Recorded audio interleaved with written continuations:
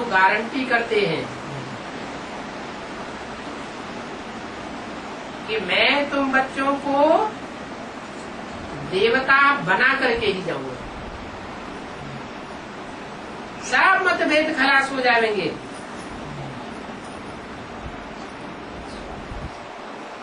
नहीं तो कोई कहेंगे कि बाप यही सिखाते हैं। जो सुनने देखने वाले होंगे, जिनको बाप का परिचय नहीं मिला है, जिन्होंने बाप को नहीं पहचाने हैं, वो हमारी ऐसी चलन देखेंगे तो क्या कहेंगे? तुम्हें भगवान बाप मिला है तो तुम्हें यही सिखाता है क्या? क्या आपस में मतभेद करते रहो, आपस में लड़ाई लड़ते रहो, लून पानी होते रहो, तो निंदा कराने के निमित्त बन जाएंगे। ऐसे ऐसे जो निंदा कराने के निमित्त बनते हैं, वो सदगुरु निंदक ठौर न पावे। क्या? जितनी जितनी निंदा करेंगे उतना उतना लंबे समय तक सदगुरु का ठौर नहीं मिलेगा। माना कौन सा ठौर है? सदगुरु बाप के पास कौन सा ठौर है? वो गुरु लोग भी कहते हैं डराने के लिए, सदगुरु निंदक ठौर न पावे। अब उनके पास तो कोई ठौर है नहीं, है तो अल्पकाल का है, मठपंथ बनाई देते हैं। वो तो एक जन्म की बात हुई, उसमें भी कोई जरूरी नहीं है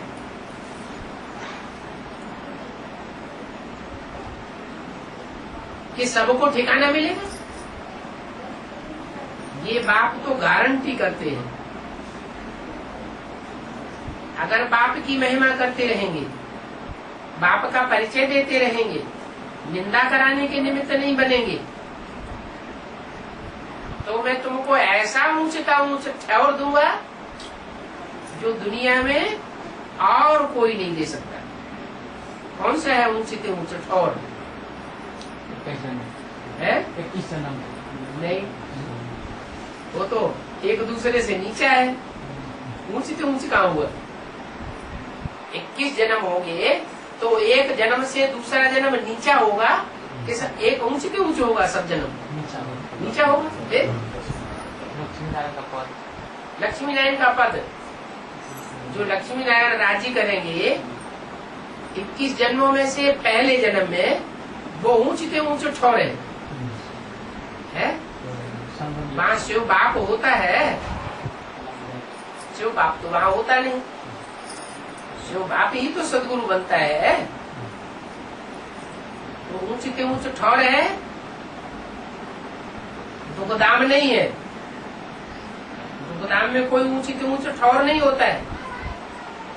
सुखधाम को भी ऊंचते ऊंच ठौर नहीं कहेंगे। क्या? वहाँ भी नंबरवार ठौर है। फिर ऊंचते ऊंच ठौर कौन सा है? ठौर माने स्थान है,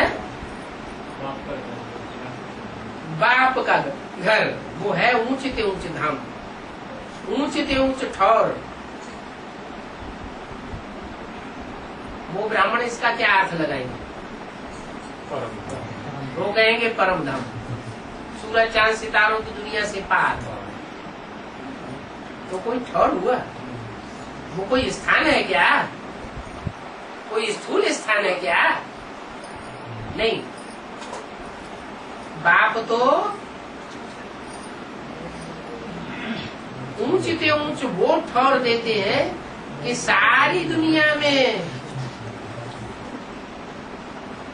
विनाश के टाइम दुखों के पहाड़ गिरते रहेंगे लोगों के ऊपर, और जिनको ठौर मिलेगा वो बड़ी शांति में रहेंगे। जैसे शांति धाम लगा पड़ा है, निसंकल्प रहेंगे, बुद्धि में बैठेगा निरुआ मौत मलू का शिकार। ये दुनिया जो विनाश हो रही है, सारी दुनिया जो खलास हो रही है वो हमारे लिए खलास हो रही है, और इसका खलास होना जरूरी है। हम बड़े निश्चिंत रहेंगे। तो बाप की निंदा कराने के निमित्त नहीं बनना चाहिए। सदगुरु का जो निंदक होगा वो ठौर नहीं पाएगा।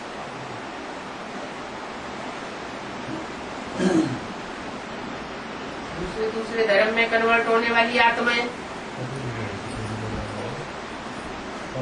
वो पहले बाप के यहाँ ठौर पावेंगी या नहीं पावेंगी? देवताएं हिंदू बनते हैं, हिंदू बनने के बाद फिर दूसरे धर्मों में कन्वर्ट होते हैं।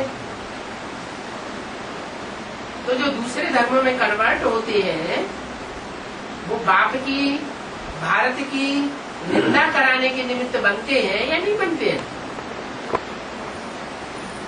नहीं बनते हैं, बनते हैं। ऐसी निंदा कराने वालों को मेरे बाप के यहाँ ठौर नहीं मिलता। जितना जास्ती निंदा करावेंगे उतना विनाश के टाइम पर विनाशी धर्म खंडों में ईश्वरीय सेवा करनी पड़ेगी और दुख झेलने पड़ेंगे। इसलिए बाप कहते हैं तुम्हारा सदगुरु तो एक ही है। क्या तुम्हें सच्ची बात बताने वाला एक ही है? जब वो है ही एक, मेरा तो एक शिव बाबा, दूसरा ना कोई ठिकाना ही नहीं है। तो बताइए और कौन पे जाऊं? कहाँ ठिकाना मिलेगा? जिनकी बुद्धि में ये है वो तो बाप के बगैर रह नहीं सकते। एक ही तुम्हारा सदगुरु। जो दूसरे धर्म में कन्वर्ट होने वाले होते हैं उनका बाप भी दूसरा हो जाता है। दो बाप बना लेते हैं, तीन बाप बना लेते हैं।